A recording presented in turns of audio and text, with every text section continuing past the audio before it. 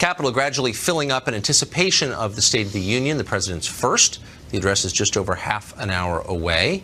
What can we expect from the president? What's he going to say? How does he connect to his supporters and the large pool of people who don't approve but are open-minded? Maybe not a large pool, but there are some. Former House Speaker Newt Gingrich joins us tonight, a very connected person. You are very connected. What do you think he's going to say, Mr. Speaker? Well, I think this is going to be a speech about America, about our identity as a country. I suspect he's going to talk as President of the United States, not the leader of the Trump faction. I think he's going to say legitimately that the economic policy is working and that people are already seeing it in their pocketbook in ways that are real and vivid and tangible. And I think he's going to call for a bipartisan effort to fix immigration, both in terms of the dreamers, but also in terms of protecting Americans from people who have been here illegally and who've committed crimes.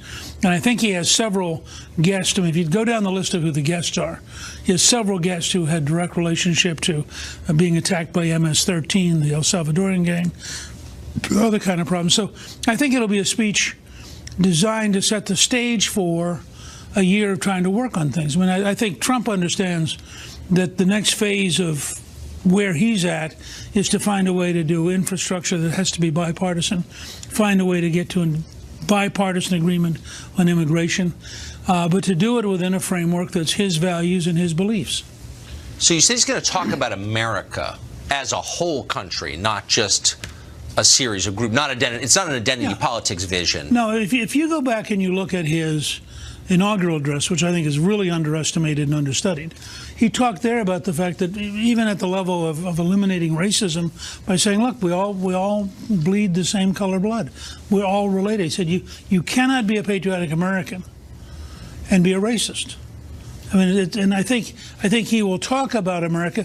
I actually thought there was a pretty good preview in Davos, which I think surprised the global elite, because he was unapologetic, but he also wasn't hostile.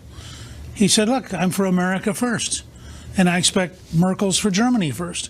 I am for creating a tax code and a regulatory code that says America's open for business. I hope all of you are going to come and open a factory. And I think that it's that sense of describing who we are as a country. You know, the tax cut, for example, we now have, I think, the lowest level of black unemployment. I think we tied one other time in the last 30 years. Well, that's a real tangible result. For sure. You know. His aides say he's not going to mention Russia. It's not in the text of the speech. Do you think he will not mention Russia for the course of the speech? If I'm guessing, this is a guess, because I mean, presidents can change things in the car on the way up. Even now, yeah. My guess is that they reached the conclusion that to have a single word about Russia in that speech guarantees that the New York Times and Washington Post headlines are only about that paragraph, and that they then get to avoid covering things. And this is one of the greatest problems the administration has, that its messages have a half-life of a very short time because the elite media hates covering them. And I think actually the great challenge for the president is not tonight. My prediction is this will be a very successful speech.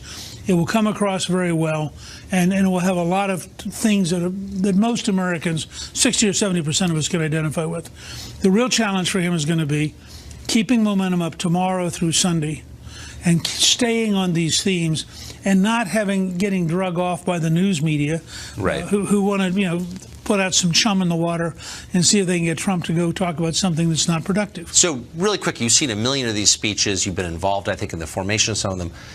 How much of it is ad lib? Is every word the president speaks? Very small amount is ad lib for a speech that's this important.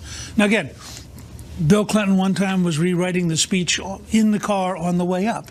So you can't, Trump certainly has the prerogative, and during the campaign, I was with him a couple of times when you would literally be rewriting something as the plane was coming into land to go to some kind of a campaign event. It's amazing. But every president, occasionally, if you read the text and then you watch the speech, every president will ad-lib something. I mean, they'll get to a point, they'll sense the audience, and then they'll follow the rhythm of the audience to some limited extent. But I think these things are pretty well thought of. Most presidential teams understand this is the biggest audience of the year for them. It's their best chance to reach people who normally will not watch them.